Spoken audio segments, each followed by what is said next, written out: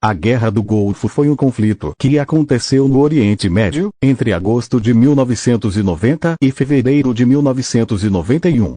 Teve início como uma agressão do Iraque contra o Kuwait por diferenças de interesses entre as duas nações e acabou tornando-se um conflito internacional quando forças estrangeiras, lideradas pelos Estados Unidos, conduziram uma operação militar que derrotou os iraquianos e restaurou a soberania ao Kuwait.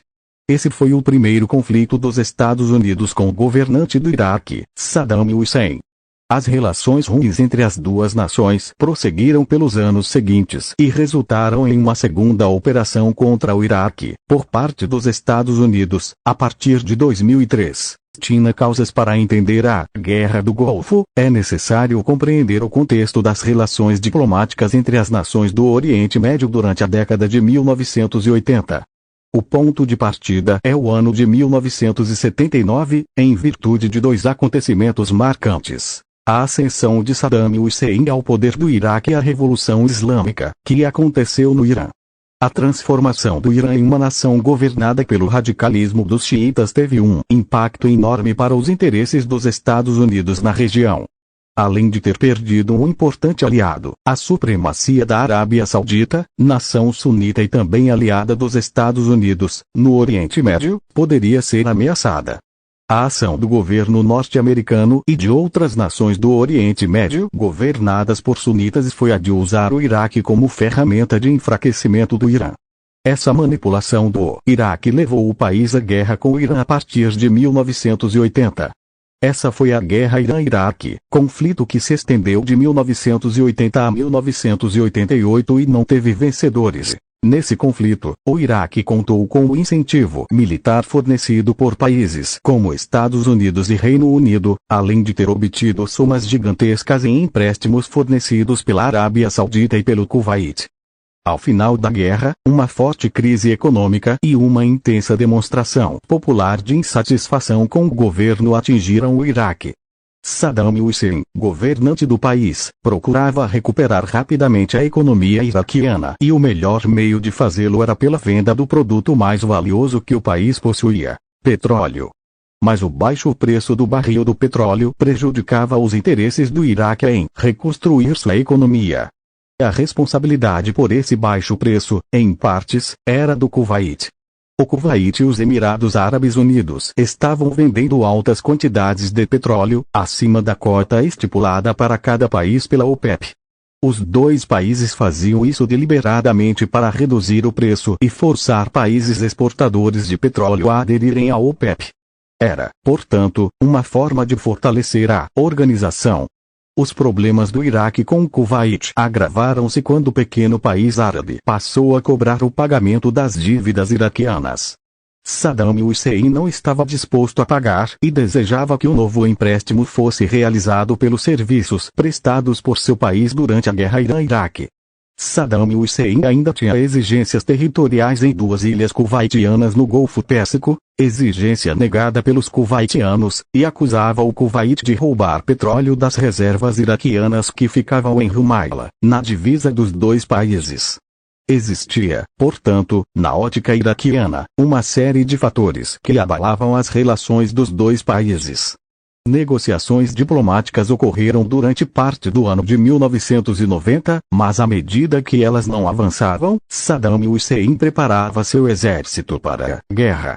Em julho de 1990, Saddam enviou tropas para a fronteira Iraque-Kuwait. A intransigência dos dois lados nas negociações fez com que o governante iraquiano ordenasse a invasão do Kuwait. O início da guerra. A Guerra do Golfo iniciou-se quando o exército iraquiano invadiu o território kuwaitiano em 2 de agosto de 1990. O Kuwait é um país muito pequeno e possuía uma força militar não muito significante, que, portanto, não era compatível com a força do exército iraquiano, formado na época por mais de 1 milhão de soldados.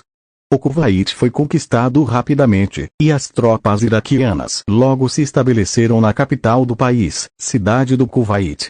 A família real do Kuwait precisou fugir, estabelecendo-se em Riad, a capital da Arábia Saudita. Do ponto de vista estratégico e diplomático, a invasão do Kuwait foi um grande erro de Saddam Hussein. A comunidade internacional, sobretudo os Estados Unidos, ficou alarmada. Com o Kuwait nas mãos do Iraque, o país passava a ter o controle sobre 20% das reservas de petróleo do mundo. Além disso, a expansão iraquiana colocava a Arábia Saudita em situação de risco, pois Saddam Hussein poderia querer atacar o país que estava abrigando a família real do Kuwait. Não se sabe até hoje se ele queria ou não atacar os sauditas. Por essa razão, os Estados Unidos mobilizaram-se para barrar o Iraque. A ameaça contra a Arábia Saudita era um grande risco para os interesses geopolíticos dos Estados Unidos no Oriente Médio. Assim, em agosto, a Organização das Nações Unidas pronunciou-se, ordenando a saída das tropas iraquianas do Kuwait. Participação norte-americana na guerra. O envolvimento norte-americano fez o exército iraquiano abandonar o Kuwait em 1991.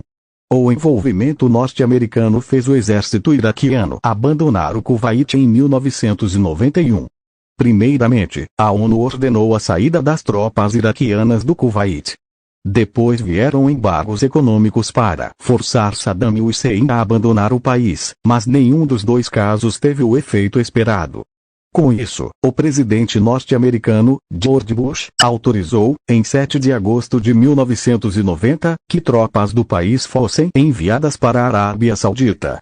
Os Estados Unidos obtiveram a autorização saudita para fazê-lo com base em imagens de satélites que mostravam tropas iraquianas aproximando-se da fronteira saudita. Enquanto as tropas norte-americanas eram enviadas para a Arábia Saudita, as negociações diplomáticas aconteceram por todo o segundo semestre de 1990. A situação estendeu-se até 29 de novembro de 1990, quando a ONU emitiu uma resolução ordenando que as tropas iraquianas abandonassem o Kuwait até 15 de janeiro de 1991. Se isso não acontecesse, forças internacionais iniciariam operações militares para forçar o Iraque a cumprir as determinações da ONU.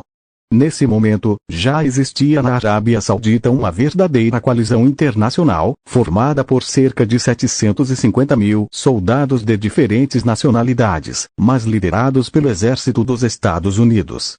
O comando da coalizão internacional foi entregue ao general norte-americano Norman Schwarzkopf.